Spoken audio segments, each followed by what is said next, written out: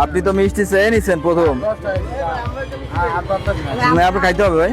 মাদক কিনতে এসে জামাই আপ্যায়ন, কি অবাক হচ্ছেন? সম্প্রতি এমনই এক ঘটনার সাক্ষী পুরো নেট দুনিয়া। অলরেডি আমরা 4 জন জামাই পেয়ে গেছি আজকে। হ্যাঁ, আজকে জামাইদের জামাই আদরই হবে, ঠিক আছে।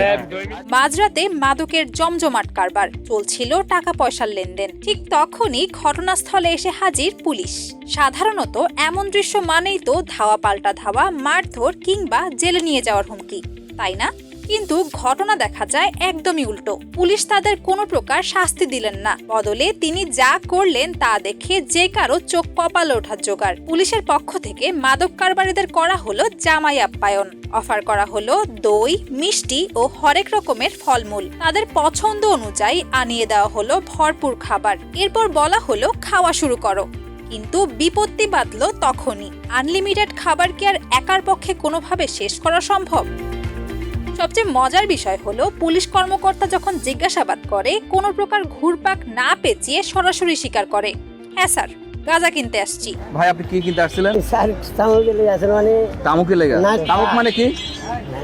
গাঁজা কিনতে আসছেন। ভাই আপনি কি কিনতে আসছেন? বাবা।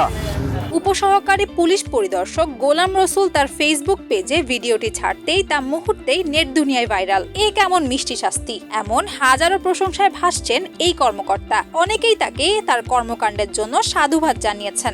আইনি ভয় না দেখিয়ে একদম ভিন্ন কায়দায় মাদকের বিরুদ্ধে সচেতনতা তৈরির এই ইতিবাচক চেষ্টা মন জয় করে নিয়েছে সবার। জোবায়েদা জয়া, নিউজ ডেস্ক, প্রতিফলন।